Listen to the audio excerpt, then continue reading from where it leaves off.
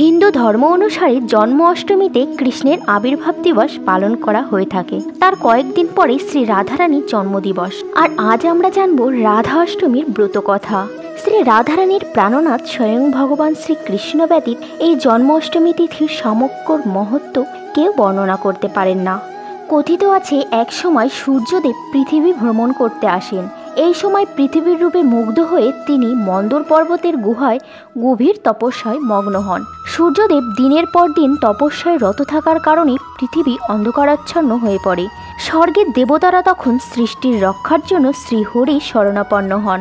তখন স্বর্গের দেবতারা ভীত হয়ে শ্রীহরির কাছে সাহায্যের জন্য যান। শ্রীহরি সূর্যের সামনে উপস্থিত হলে সূর্যদেব খুব আনন্দিত হন। সূর্যদেব বলেন, আপনার দর্শন পেয়ে আমার তপস্যা সার্থক হলো। শ্রীহরি তাকে বর চাইতে বলেন।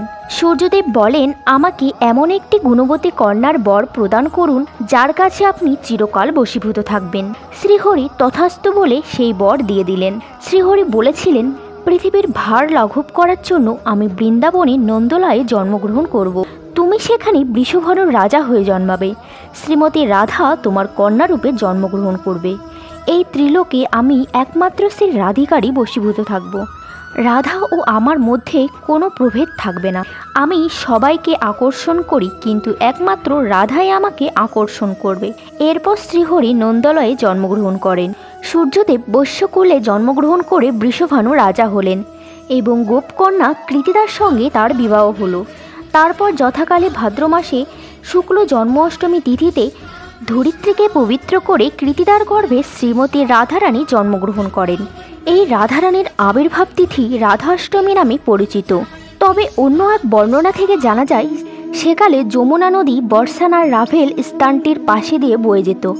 একদিন রাজা বৃষভানু নদীতে স্নান করতে গিয়ে দেখলেন, হাজার সূর্যের আলোর ন্যায় জ্যোতির্ময় এক সোনালী পদ্ম ঠিক যমুনা নদীর মাঝখানে ফুটে আছে, যার মধ্যে রয়েছে একটি ছোট শিশুকন্যা। তারপর ভগবান ব্রহ্মা এসে বিস্মিত রাজাকে জানালেন, রাজা বৃষভানু ও তার পত্নী কৃত্তিদা পূর্বজন্মে ভগবান বিষ্ণুর পত্নীকে কন্যারূপে লাভ করার জন্য কঠোর তপস্যা করেছিলেন।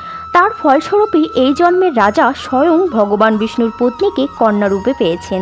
এরপর রাজা বৃষভানু সেই শিশুকন্যাটিকে নিয়ে এসে তার পত্নী কৃত্তিদার হাতে তুলে দেন। কিন্তু তারা দেখলেন শিশুটির চোখ কিছুতেই খুলছে না। তারা ভাবলেন শিশুটি বোধহয় অন্ধ। তখন নারদমুনি রাজা বৃষভানুর কাছে এসে রাজাকে শিশুটির জন্মের জন্য আনন্দের উৎসব পালন করতে বলে। নারদমুনির কথা অনুযায়ী রাজা বৃষভানু উৎসবের আয়োজন করলেন। সেই উৎসবে নন্দ মহারাজ শিশু কৃষ্ণসহ সপরিবার এসেছিলেন। এই অনুষ্ঠানে শিশু কৃষ্ণ যখন হামাগুড়ি দিয়ে শিশু রাধারানীর দিকে এগিয়ে এলেন, সেই মুহূর্তে রাধারানীর চোখ খুলে প্রথম দেখলেন ভগবান শ্রীকৃষ্ণকে। বৃন্দাবনের নিকটবর্তী বর্ষানা এলাকায় অন্তর্গত পবিত্র রাভেল নামক জায়গায় রাধারানীর আবির্ভূত হয়েছিল।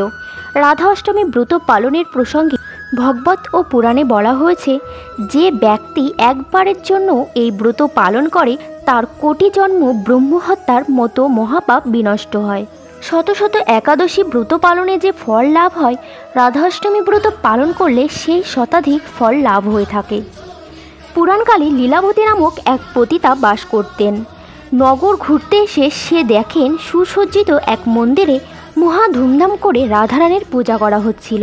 সে এগিয়ে গিয়ে ব্রতীদের জিজ্ঞাসা করেন, সেখানে কিসের উৎসব পালন হচ্ছে। ব্রতীরা রাধা মহারানীর আবির্ভাব তিথি উপলক্ষে রাধাষ্টমী ব্রত পালনের কথা ও তার মহাফল সব বিস্তারিত তাকে বলেন। তখন সেই পতিতারও এই ব্রত পালনের ইচ্ছে হয়।